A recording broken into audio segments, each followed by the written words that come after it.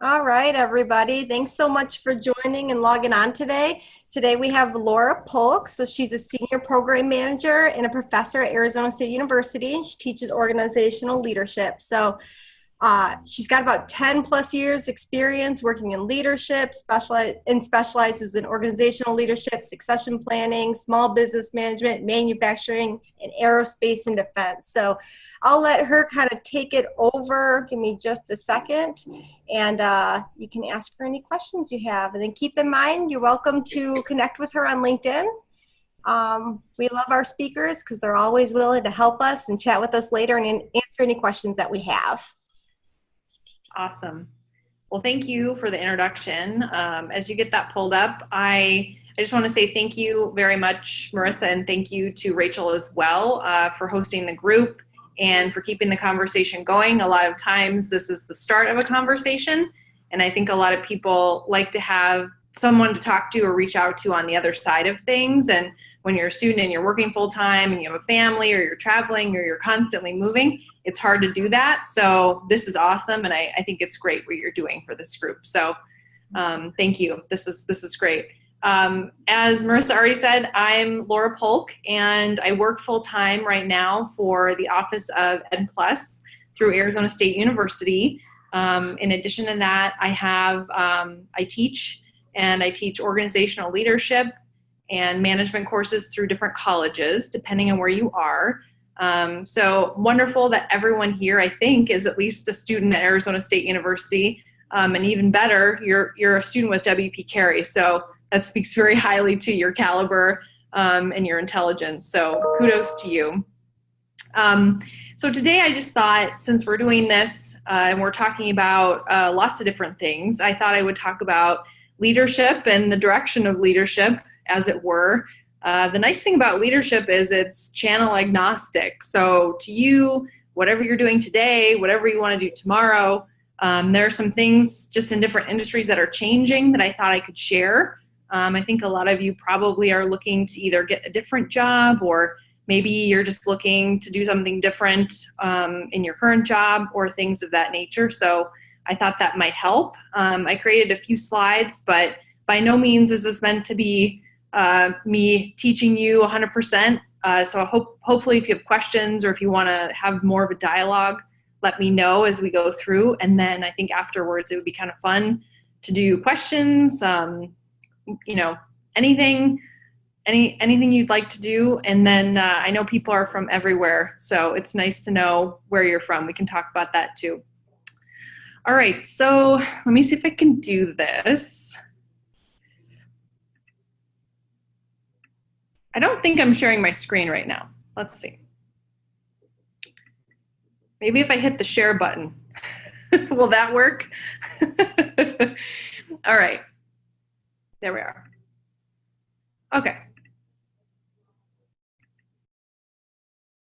Can you see that? Can you see this PowerPoint presentation, I hope? Yes, hopefully. Yep, we can see it. Perfect, thank you. Okay. So I was thinking about this because I'm teaching some classes right now. The first one I'm teaching is diversity, organizational leadership and diversity. And the other one that I'm teaching is for management and leadership, and it's a marketing course. So these courses actually touch on a lot of different things for people just looking in terms of what leadership is and how that translates to what they do. So I thought this would be helpful. I created this because I wanted it to be something easy to digest. So I called it The Future of Leadership, and it's a conversation because, again, this is something that's changing all of the time. It's nothing that will stay the same. It's not finite. It's always in flux. So I thought it would be helpful if I talked about the state of leadership today, the future of leadership, and then your role in that, what that might look like depending on where you live, what you do, what you don't do, and all that good stuff. So I get asked this question a lot with the type of courses I teach, and a lot of it comes from employers, some of it comes from researchers in the field, but what do leaders look like in 2019? And this might seem like a really simple question to answer, but it's actually really quite complex because leaders in 2019 look way different than they looked even 10 years ago. They're doing more, they're working alongside a lot more people, and their functionality with different things, systems, are a lot different as well. So this may look very familiar to you. So leaders today, at least, are doing, like I said, multiples essentially upon other multiples. They are managing people and multiple teams across the public and private sectors. We also know that leaders are changing jobs more frequently as the economy kind of expands and contracts over time. So people don't stay in the same job that they had. It's not like things were in the 50s or 60s where you had one job and you held it for 30 or 40 years. That's just not the reality today. They report to stakeholders and shareholders quite frequently, so they want to know from the top down and bottom up how things are working. They work with multiple forms of technologies and learn new software frequently. If you are a millennial or a Gen Xer or anyone really, I guess, alive and working today, you know that this is one of the most important and powerful tools in your hand. And that's because we have access to it. And a good chunk of the online learners today have actually grown up with technology that people are using in the workforce today. So more of that. You are frequently asked to create strategies, manage projects for implementation, oversee budgets and revenue streams that are responsible for return on investment. So more of it has to do with the finances now than it ever did. A lot of people think leadership is a qualitative type of definition, or it's defined qualitatively and not quantitatively. And I would actually state that that's incorrect. It's just as much of people and processes as it is the numbers and budget. A lot of you have experience in education across many disciplines and career path trajectories. So, you know, if you study, like right now, you're probably studying business, which is great because that's a very flexible and broadly defined area. Some of you may go to work in technology or startup type of company. Some of you may go to work in nonprofit sector or community service-based types of jobs, but rarely will you find someone that stays in either of those for very long. A lot of people will cross paths, they will change careers, which is great because you get more experience and you are more transdisciplinary, which I'll talk about in a second. And I'm sure you already know this, your scope of work is forever expanding. So if you signed up for a job or you're in a job you signed up for with, let's say, 10 responsibilities, this is just an example, you probably have hundreds, that scope of your work and your responsibilities grew from the time that you started in that position to now, whether or not you took a promotion, which is important to discuss too. All right, I'm going to try and manage this to see if there are any questions. I don't see any, but we can definitely talk about questions afterwards too. So I'm not going to get too academic because that's not always as fun for this type of discussion, but I thought it would be important to point out why things are the way they are today. So when we look at businesses that are defined within the scope of 2019 and the work that people do today, we talk about it in terms of dimensions. So today, for the most part, businesses are still three-dimensional. And this was a term that Dr. Derek Abel coined in the 80s about what the dimensions are and how that's specific to the industry or the business. So mostly three-dimensional, meaning they create a product or service within a specific cycle catered to a certain industry. And the three business dimensions are outlined as serving your customer groups, so your customers, served customer functions, so what are the customer's needs, and technologies utilized. So one of the companies I really admire, and I don't know if there are any Starbucks students on this today, but if there are, that's great. So Starbucks is a really great example of this, right? They serve customer groups, so people that like coffee and tea and the goodies that they serve. So those are their customers. Served customer functions, so they're serving the need of the customer product, which is coffee, tea, all of the good stuff.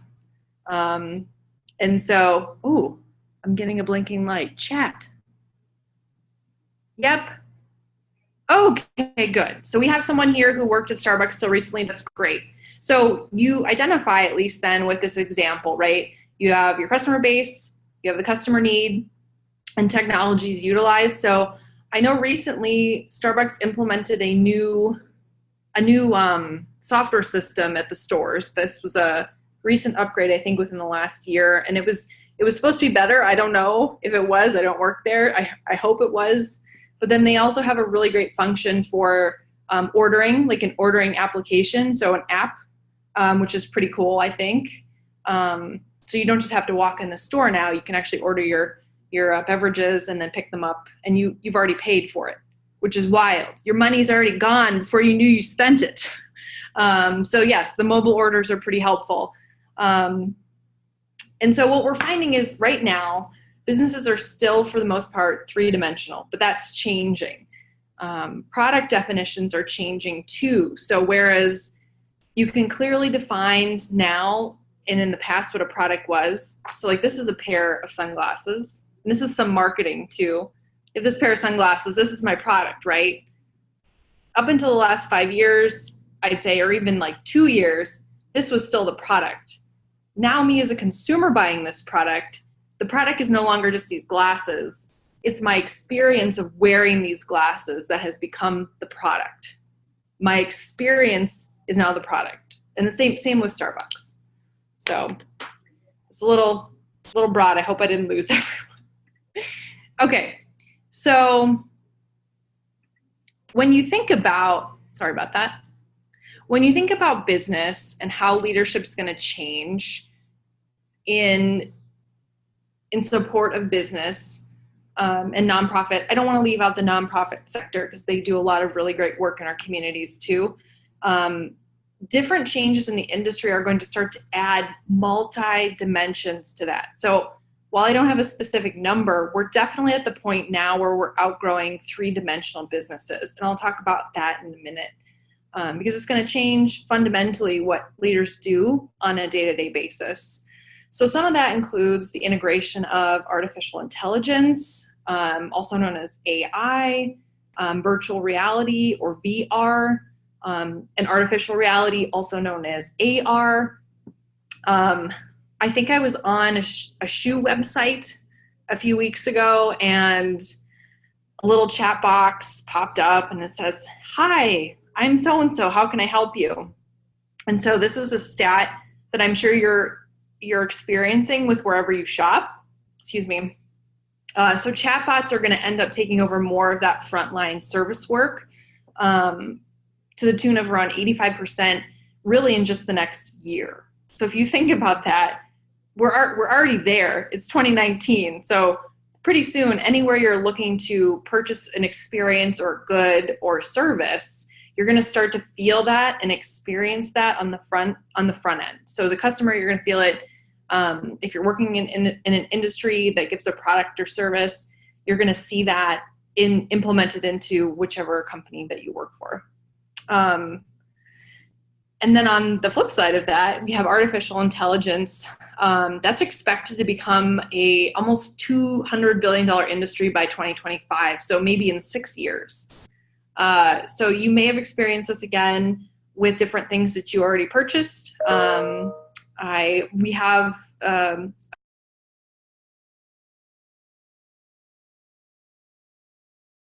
to add my trees to her list, and I rely on that list. Okay, if I lose you, I'll dial back in. This says my internet connection is unstable. So there's that. It's in our cars. So if you have, different applications within your cars, a lot of things are hooking up that way. But you're going to start to feel that more, and that's completely normal in terms of business trajectory. Okay, so we have all these changes. We have added dimensions.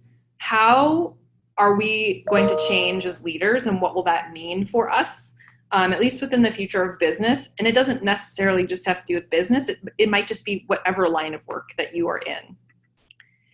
So this is really important. And what's interesting about this is the generation coming into the workforce now, I think, is actually better equipped to handle with the changes that we are just in the midst of experiencing.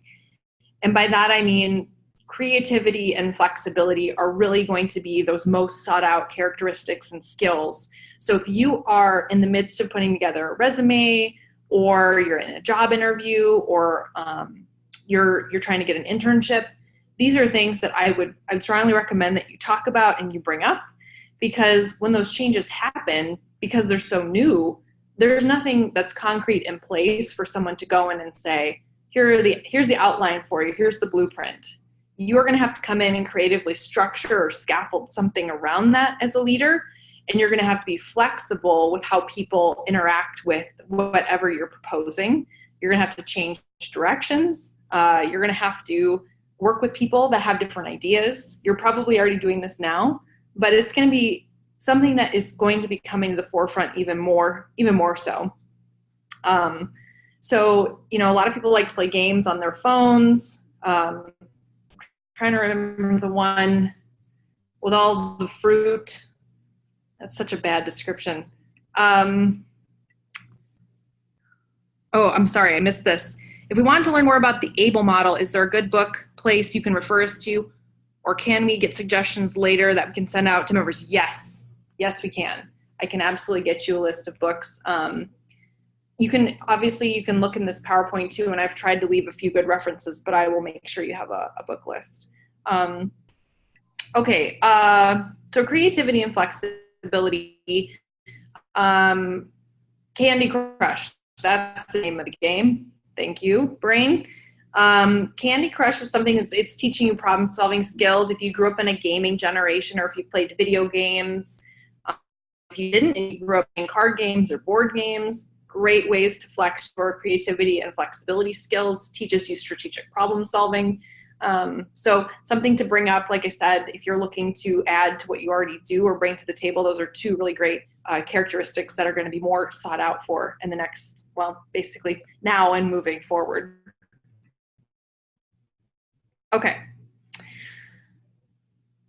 So we talked a little bit about serving within different disciplines. We also talked a little bit about how, as a leader, things are going to change and those dimensions are going to change as well.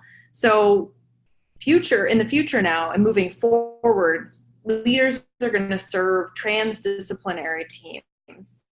And so it's important for us to define what that is and what that means. A transdisciplinary team, essentially, it's businesses and people across different sectors to achieve common goals. So an example of this, I think, company that does a great job, Google is one company. I should say Alphabet. Alphabet's one company, and Google's a part of Alphabet, but they don't just serve one industry. They don't just serve education. They don't just serve business or technology. They serve all of those sectors, and they provide a series of tools that help people in different businesses, versus like Best Buy. And I think Best Buy serves customers in really one note strategy, right? They sell things that are basically technology, like refrigerators, washer dryers, music, phones, those types of consumer goods. And those customers are technology customers, I would say. There's some consumers, regular consumers, but really just technology customers. So this is really important because in the past, companies were definitely more siloed before technology, and they were serving products and goods and services just kind of by themselves, and it was more of like general competition. And now companies and nonprofit sectors and others, educational institutions, are really starting to partner more together. You're going to see those lines blur more. You've probably already seen them as a consumer. Different commercials and things of that nature will show products kind of start to integrate with other products, which is very interesting. And artificial intelligence is going to require definitely more nimble people to serve those transdisciplinary teams. So I think this is important because people still think you're a leader, you lead a team, and it's so much more than that. It's going to be so much more than that. So what can you do now to prepare as a leader for the future? Some of this, like I already mentioned, you're going to work with transdisciplinary teams. So if you don't currently do this, or if you're not working, start to get in with different groups, or different people. Make different friends in different industries. It's really important to do that because it connects you with a group of people, gets you to learn a new skill set, and it really helps you to define different plans and mechanisms to strategically problem solve that you may have not thought of. Volunteering is a really great way to do that. I love what I do here at EdPlus at ASU, and I love teaching, but I also love the arts. So I work for the Commission on the Arts as well outside of here, and I learn so much from those people.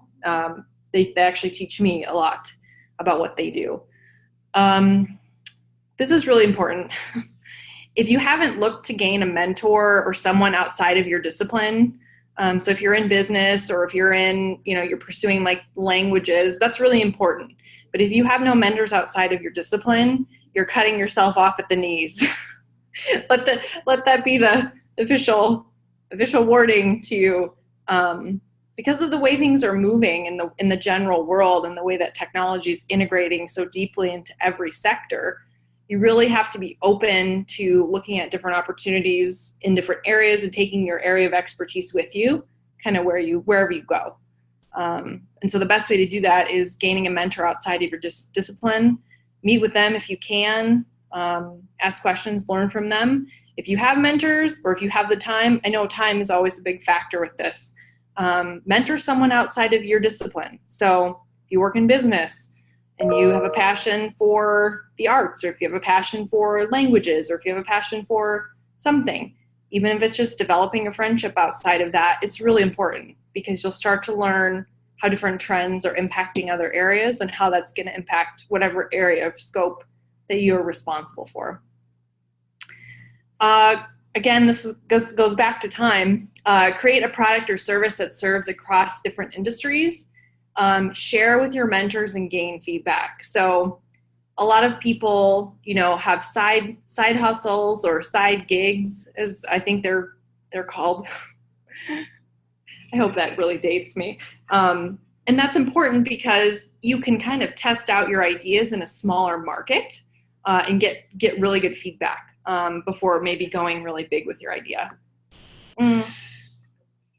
I might also add, it's a lot easier, I think, to create something now, at least with a phone, or you could create an app that's a lot simpler than it was maybe 10 years ago. If you want to learn and have the skill set, which is great. Apply yourself. You're in WP Carey School of Business. I know you're working hard. You're probably writing some really great papers, or you are giving a presentation in your class. There's no reason why you shouldn't be able to use that for something additional. So if you have something that went really well, or a paper that's of note, or if you have a professor who calls that out and says, this is really great work, take that forward, use it again, repurpose it. You already did the work. Get it out there and get some real-time feedback about what you think, how you're working with other people. Conferences are really great. If you're in like this is a great student group. If you want to test your ideas with a group of people, this is a great way to do it. Try something new, anything, whether it be learning how to code, taking a class. I just ran into someone the other day, and she said she took a dance class for the first time in her life, and she's in her mid-40s. And that's amazing, because every time you try something new, it helps your brain support a new experience and rewrite its ability to be creative and flexible.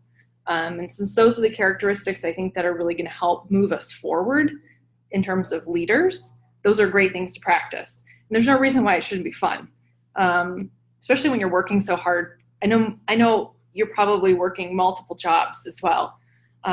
So I feel for you, and I did that as well. I worked all the way through my doctorate. It's a lot of work. So I respect you very much. And then, keep growing. Like I said, keep looking outside of what you do and what you want to do, set your goals, and then be flexible and open to changing your path as it grows and expands. If I've learned anything from taking one path versus others over the year, it's that things change rapidly. Opportunities and experiences come up like that. And if you're ready to go, you are like the first person ready to go on a list, hopefully. So I think that's really kind of the meat of what I wanted to share today. But I also wanted to get feedback from you. I want to take questions. Let me see here. I can stop sharing. Okay, wait, there may have been another question I missed. Okay, this says, it feels like so much more of the job world is tech-centered these days. I think this meant, do you think it's important now for students wanting to get into leadership positions to learn to work with tech professionals and understand their language? Yes. If they don't, will it hold them back? No, I don't think it will. I think it's important to get involved, and then whatever career path you're seeking, every office, I'm pretty sure at this point, has someone that works in the tech department, or there's a group that works in marketing, or they do like online content. If you take a job, this is actually a great question. Get up out of if you work in marketing, right? If you get a job in marketing, get up out of your marketing area one day and go over to the tech people or people that work specifically with scaffolding, anything with technology integration, and start to get to know them.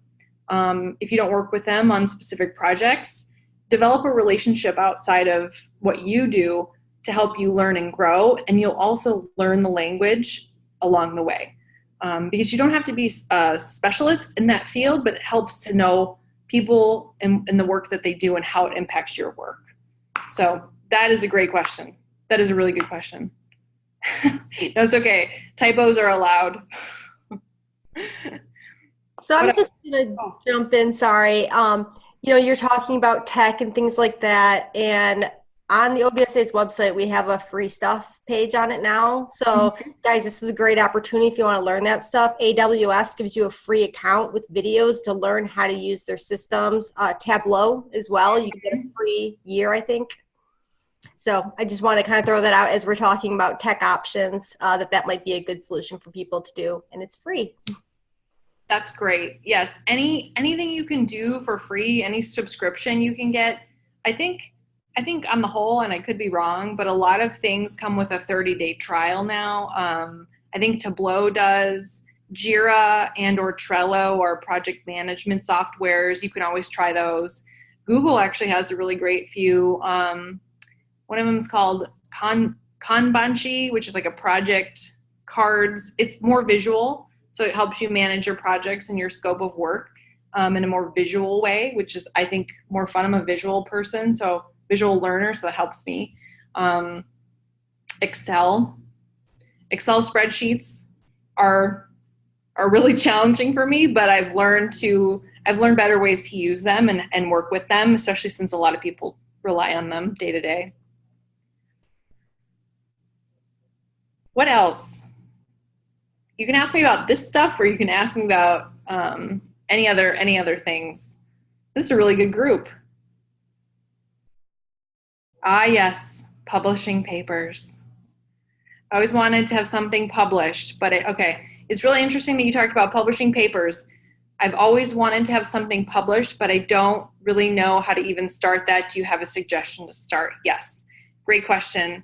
Publishing, at least in the academic world, is this really prestigious and it seems very far out of reach.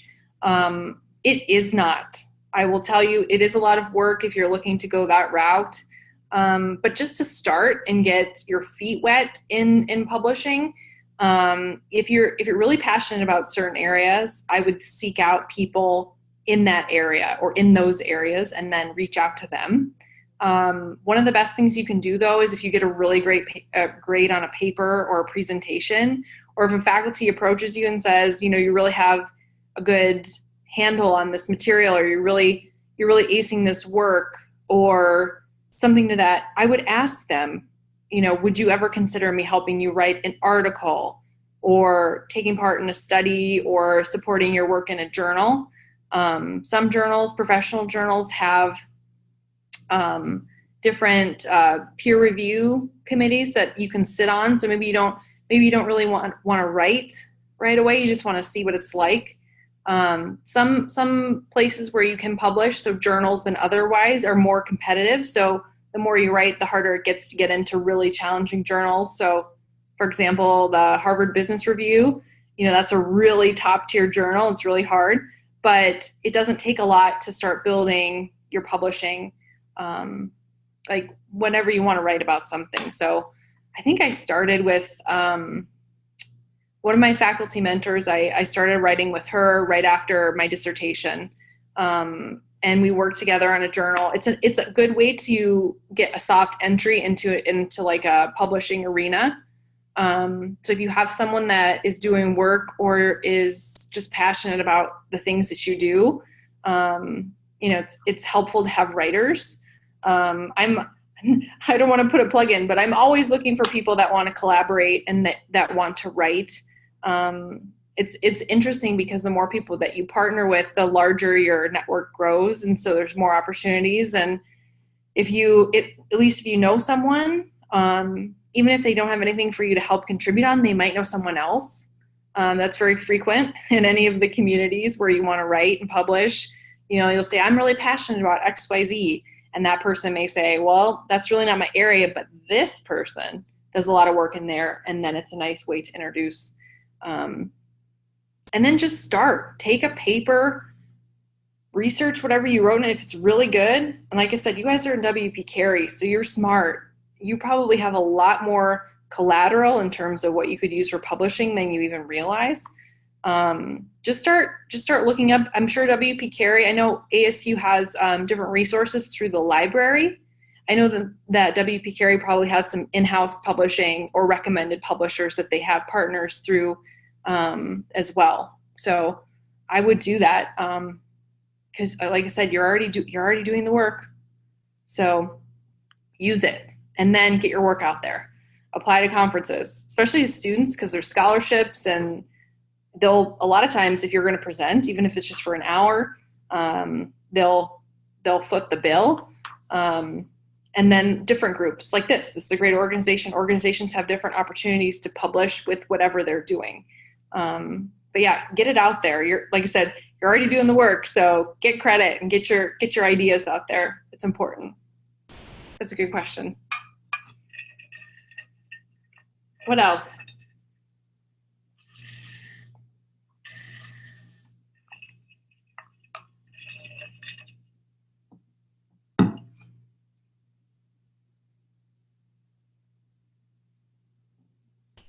Okay, it says, can you think of any way the OBSA could help students get this started? Anything we can do?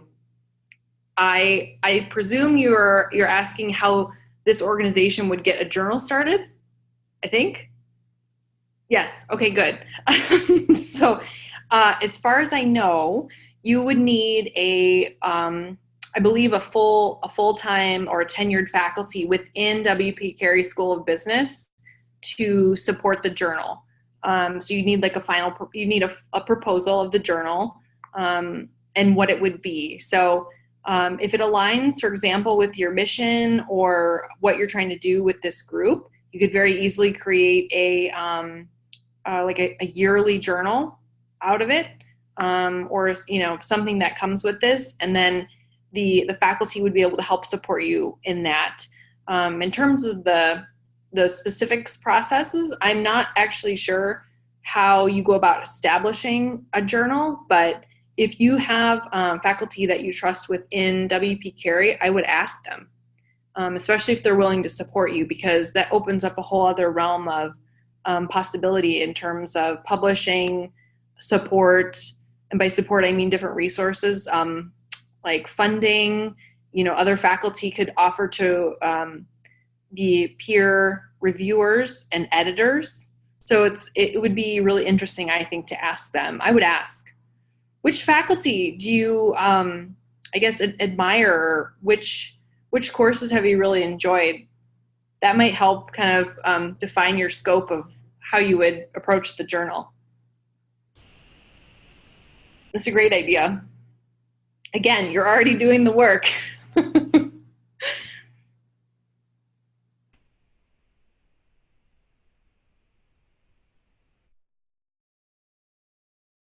Okay, good. I hope you're able to keep me posted. I know for whatever it's worth, if it's easier to, you can always reach out to me directly. I'll make sure you have my contact information, or Marissa or Rachel, hopefully. But yeah, I think it would be a great thing to do, especially since you're already so invested and involved. So, do you mind sharing at least what areas you're interested in? I would love to know. So if you're working now, where do you work? If you're interested in going into a particular area, what is it?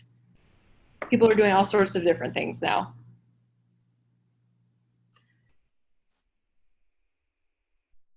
Okay, I guess I'll go. I'm a supply chain lover. I love operations. So, operations within the service industry, anything. I enjoy leadership, coaching, kind of a big range of stuff right there. But I deal mostly with like internal processes and finding ways to make them more efficient to build a better customer experience in the end. Awesome. Is that what you want to do in the future? Yes, I love it. That is so neat.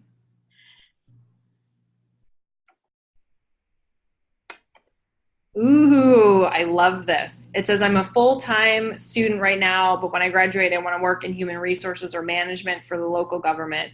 Um, I think both of you have incredible career trajectories, and if nothing else, if you walk away with nothing else, my advice is just get out there and try, and always be open to trying things at different times. So, if you try to go into human resources or something in the government sector and it doesn't work out today, it doesn't mean it won't work out every day or every year. It just means maybe right now there's not an option. And then you get experience somewhere, and you're able to apply or jump into a different field or a different sector years down the line.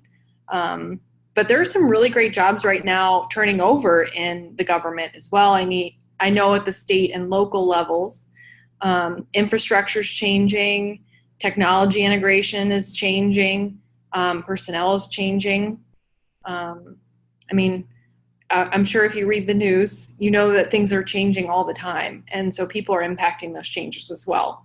So lots of opportunity there. I do expect to see some growth in those areas. Shrinking in others, but growth overall in those areas too.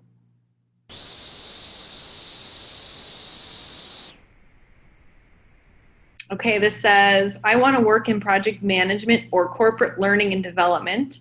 I am currently working in human resources as talent management.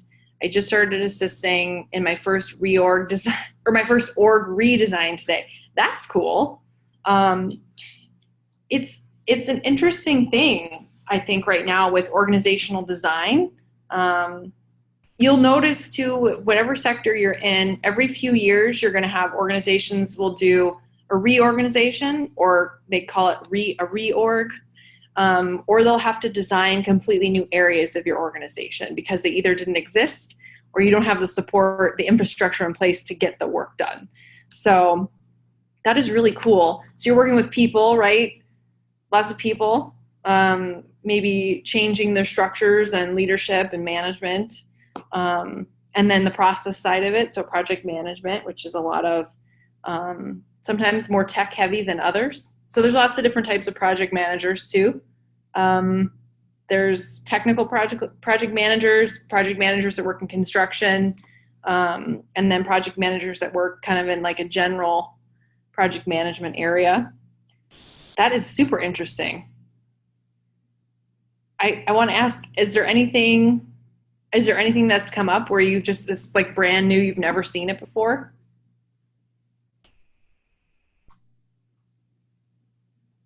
If not, that's okay. I'm just going to unmute myself here. Sorry. So This whole thing is new to me because I'm new to the HR field, and I was kind of taken under someone's wing, and they were like, hey, come help me assist with this organizational redesign we're going to start today. So we're in the beginning processes of it, but that's where it's for the technical side of the company. And so learning all of their vernacular and vocabulary is very interesting when they're trying to describe what they're doing and how to break it down, to figure out how many positions they need or how many full-time employees they need for that position. So all of it's very new to me, but it's very interesting. I really liked it today. That's fantastic. And kudos to whoever has taken you under their wing to kind of help get you acclimated to that. You'll find in a lot of different areas, if you can get a mentor or someone at least unofficially to help walk you through, it makes a huge difference. And it gives you the flexibility to ask questions and to figure out what's what. Technical projects are really some of the most challenging for organizations because for every people part of the equation you change or update, there's this it's like an underlying process, and the technical infrastructure to support that is like this added layer of complexity.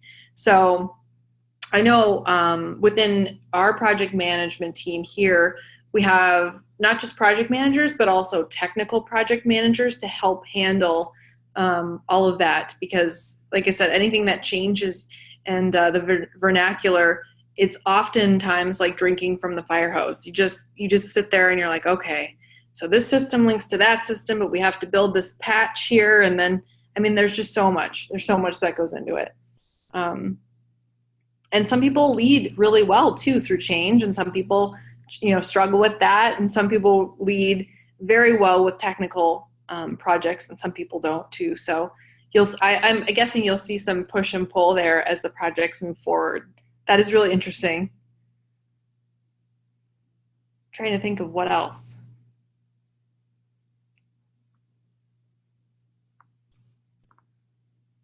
I was gonna say, any questions about, I don't know, what you do or what you want to do in the future, or if not, that's okay too.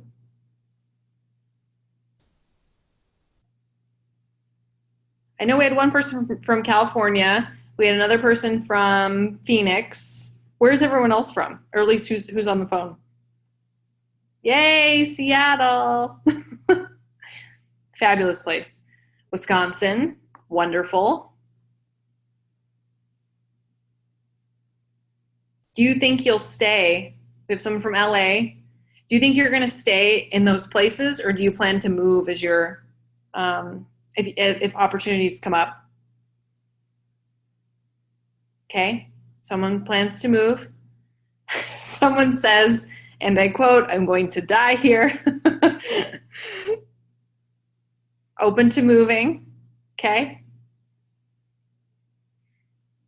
Something to think about too, with whatever type of person you are or leader you are, is, the nice part is we live in a world now where we have so many tools. We have this, we have virtual reality and artificial reality that I think is really going to change what an in-office experience looks like. If you have a few minutes and if you feel really daring, I can take my laptop as we're on this call and I can walk down to we have a virtual reality lab, and it's got like these little headsets, but we try and work on different projects and things, and then we test. So I helped launch a program this last year for our sciences department within the college. And so we have students right now that are taking courses, lab courses with a Google headset called Oculus, and they do labs through the virtual headset. So, okay, let's be daring. I have no idea if the internet connection will hold up. So if it doesn't, I will dial back in. Okay, here we go. I've never done this before, so we'll just see how it goes. Okay. So behind me, this is my office. This is our team of people.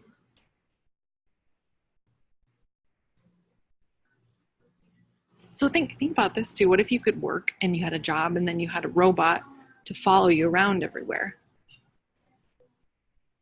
We have a studio here. So a lot of our faculty will record, or sometimes we just use it to communicate with people in different places. We have a green screen. I don't know if you can tell. It really is green. And we have like a little set.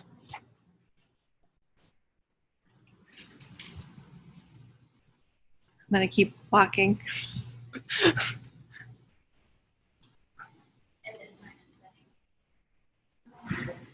More meetings, more offices. I'll give you a little. Here we go. Don't do what? Get busy here. Okay, we're almost there.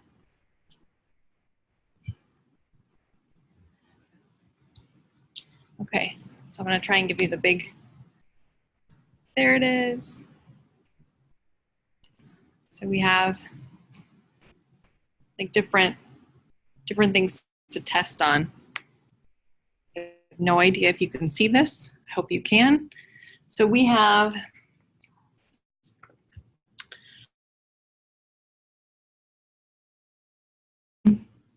that you can augment in virtual reality, and then we have this little.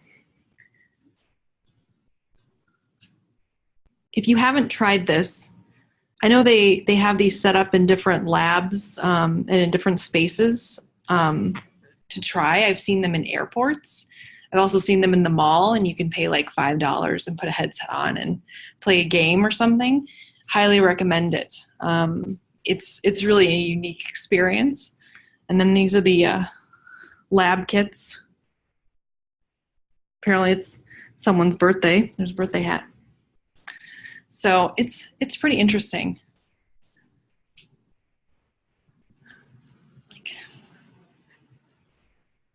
Okay, I'm walking back now.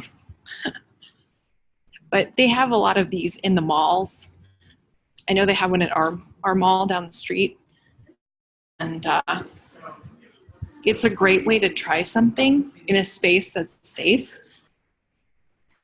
And you can say to your employer or in your interview, you know, if that's something they're interested in, you can say that you're familiar with it, you've tried it, and you're used to it. Does anyone have experience with gaming or using different gaming systems? I'm familiar. Okay, good. Someone said, I do. That's great.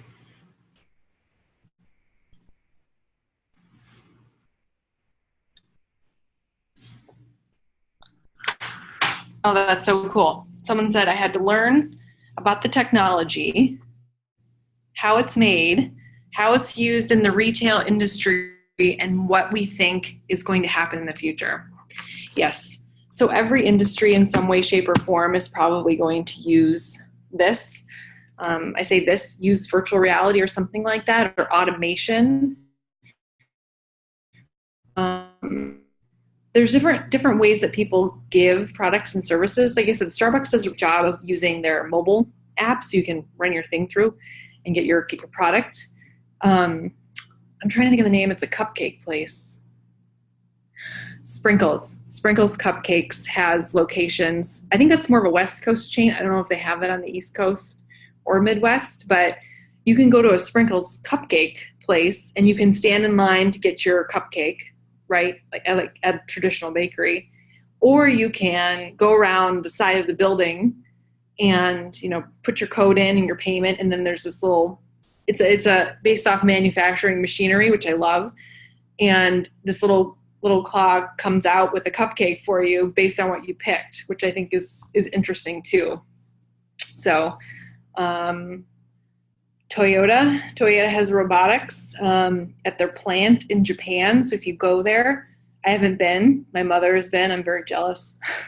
She said that when you walk into the Toyota car plant in Japan, you're greeted by an actual robot. It just comes up to you and starts talking and tells you where things are and takes you on a guide. And I mean, it's really Toyota is really great for a lot of reasons, and they coined lean management, and lots of different things that you're probably learning about, but they do have amazing operations. Someone just put in their operations are amazing in the chat box. Sorry, I missed a question. Someone asked, what did you talk about in the paper? Oh, Cheyenne was just asking because I had said I did a paper on augmented reality. And so that was talking about how it was made, how it's used in the retail industry and all that good jazz. Yeah. No, it's going to be in every sector. It's really incredible. And I will say, there's statistics outside of everything that you are reading and seeing as well that support people getting used to these different types of technologies. And I think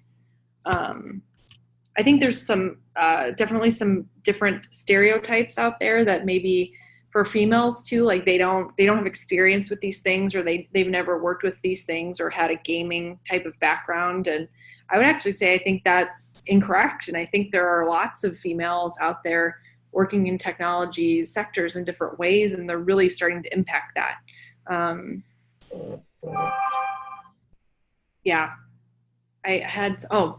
I think, and I heard this from a colleague of mine, so don't quote me, but we were talking about earbuds. So Apple has their earbuds, and they're always falling out of my ears. So I always have to get the ones with the cords. And we were talking about it, and he looked at me and he said, well, the prototyping of the actual earbuds were based on a male ear. And I said, well, what does that even mean? First of all, what's a male ear? In human anatomy, an ear is an ear, but the shape is different and the sizing is different. And I think there's going to be a lot more that's updated and changed as we integrate into more sectors too. So I know we're just about at time, and I don't want to keep anyone, but this was really, really great. And I'm really excited to hear about all of the things that you're doing and want to do, and appreciate you. Should you need anything, questions, connections otherwise, email, LinkedIn, anything, I'm here. I'm happy to help and support. Great. Well, thank you so much for hopping on. That was fun. We got a little tour there. We've never done that before, so that was exciting. First time for me too, but right. Yes, that was great. Yeah. If anybody has any questions, make sure to reach out to her. You're always welcome to reach out to us too, and we'll relay over any questions. And then I'll get those book ideas about the, I already can't find the name, about the method we talked about in the very beginning with Starbucks.